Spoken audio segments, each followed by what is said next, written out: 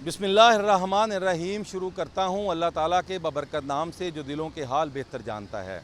करोड़ों दरूदो सलाम नबी आखिरुज़्ज़मा हज़रत मोहम्मद सल्लल्लाहु अलैहि वसल्लम की ज़ात अक़दस पर, जिनके लिए ये जहान तख्लीक़ किया गया। मैं हूँ मोहम्मद मदर इकबाल। सबसे अहम ख़बर, तहरीक इंसाफ पर नवाज़ हुकूमत की जानिब से पाबंदी लगाने का ऐलान किया गया है। क्या किसी सियासी जमात पर पाबंदी लग सकती है और पाकिस्तान में अब तक कितनी सियासी जमातें इस पाबंदी का शिकार हुई हैं, हम इस पर बात करेंगे। सियासत जो है बड़ी बेरहम है। क़याम पाकिस्तान से अब तक मुतअद्दिद ऐसी जमातें हैं जो पाबंदी का शिकार हुई।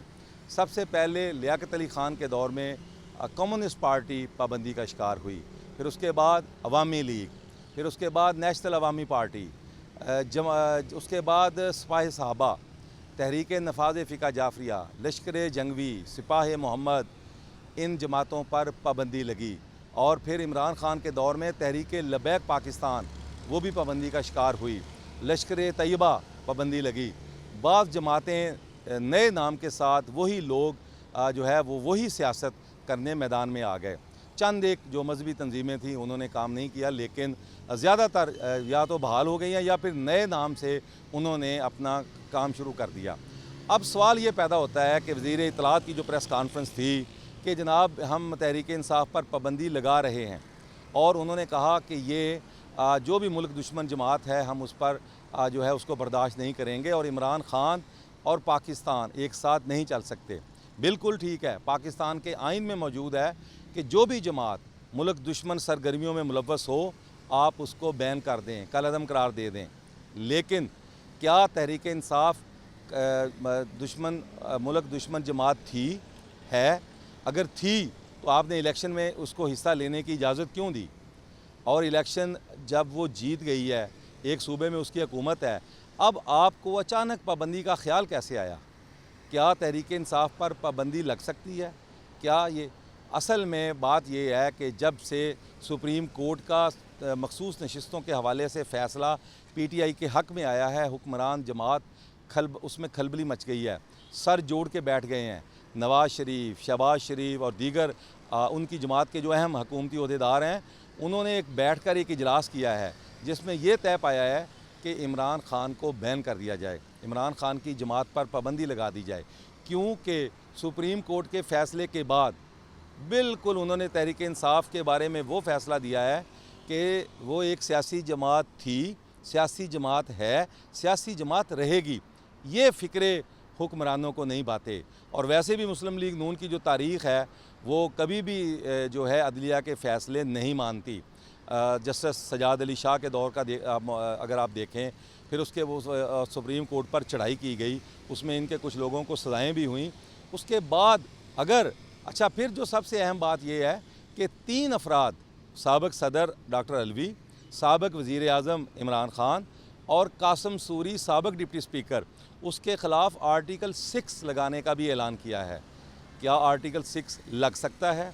अगर लगेगा, अगर ये सिलसिला शुरू हो गया तो फिर उसके बाद डॉन लीग्स, फिर उसके बाद गुजरांवाला में जो मुस्लिम लीग नवाज़ के रहनुमाओं ने तकारीर की थी, नवाज़ शरीफ ने, तो फिर उसके लिए वो भी तैयार रहें। क्योंकि लगेगी आग तो आएंगे घर कई जद में। यहाँ पे सिर्फ हमारा मकान थोड़ी है। जो आज साहिब मसनद हैं कल नहीं होंगे, किरायादार हैं, ज़ाती मकान थोड़ी है। ये अशार डॉक्टर राहत इंदौरी ने कहे थे कि जो लोग हुक्मरान बन के बैठे हैं वो सोच समझ कर फ़ैसले करें, और अगर ये सिलसिला चल निकला तो कल को अगर आज किसी जमात पर वो पाबंदी लगाना चाह रहे हैं, उनकी ज़ाती ख्वाहिश है तो बिल्कुल लगाएं। लेकिन कल को जब ये लोग बरसर इक़्तिदार आएंगे या कोई और, तो वो फिर जो है यही जो है वो दोहरा सकते हैं और ये भी पाबंदी की जद में आ सकते हैं। इस पाबंदी की इवन अब तमाम अपोजिशन ने मुखालफत की है, उसमें जमात इस्लामी, अवामी नेशनल पार्टी, फिर उसके बाद और अपोजिशन की जो जमातें हैं, इवन के चौधरी शुजात हुसैन जो हुक्मरान इत्तेहादी हैं, उन्होंने भी कहा है कि ये जो इक़दाम किया है इसका अदालत में इनको सबूत देना पड़ेगा। पीपल्स पार्टी भी चीख उठी है कि हमसे कोई मुशावरत नहीं की गई, हमें एतमाद में नहीं लिया गया। यानी कि ये उजलत में कल ये फिलर छोड़ा गया है, इसका रिएक्शन देखा जाए। ताकि पता चल सके कि इसका रिएक्शन अगर ज़्यादा है तो फ़ैसला वापस हो सकता है, अगर ना हुआ तो फिर चुप करके। लेकिन हुक्मरान ये भूल जाएं कि पीटीआई एक अवामी जमात है, वो ना सिर्फ सोशल मीडिया पे है। आपने उसको इंतखाबी निशान उसको इलेक्शन में नहीं मिला, लेकिन उसके बाद आपने उसको दीवार के साथ लगाया। इंतखाबात में उसकी नशिस्तें, उसकी मकबूलियत में इजाफ़ा हुआ। आपने इंटरनेट बंद किया, मोबाइल फ़ोन बंद किए, ताकि लोगों इलेक्शन वाले दिन लोग फिर उसके बाद फार्म 47 के तहत नताए जाए, जिसको अभी तक पीटीआई कबूल नहीं कर रही। पीटीआई के जो बैरिस्टर गौहर हैं, उमर अयूब ख़ान है, उनका ये ऐलान है कि अब हम मजम्मत नहीं मुज़ाहमत करेंगे इस फ़ैसले के ख़िलाफ़। यानी एक नया पंडोरा बक्स खोल दिया है हुकूमत ने। असल में हुकूमत तवज्जो महंगाई, बेरोज़गारी, लाकानूनियत से हटाना चाहती है। अभी तक सिर्फ IMF को खुश किया गया है, आवाम को मार दिया गया है। अब रिएक्शन आया है, इवन के इत्तेहादी हुकूमती इत्तेहादी भी बोल पड़े हैं कि ये उन्हें कबूल नहीं है। जिस पर इसहाक डार जो नायब वज़ीर आज़म हैं, उन्होंने अब से कुछ देर कबल मीडिया से गुफ्तगू करते हुए दाता दरबार वो आए थे। उन्होंने कहा कि अभी ऐसा कोई फ़ैसला नहीं हुआ, अभी तो सिर्फ ये कोई जो है उन्होंने बस इसको गोलमोल कर दिया कि नहीं अभी कोई फ़ैसला नहीं हुआ, अभी तो सिर्फ ये ऐलान ही हुआ है। यानी हुकूमत अब बैक फुट पर आना चाह रही है अवामी रद्द-ए-अमल देख के।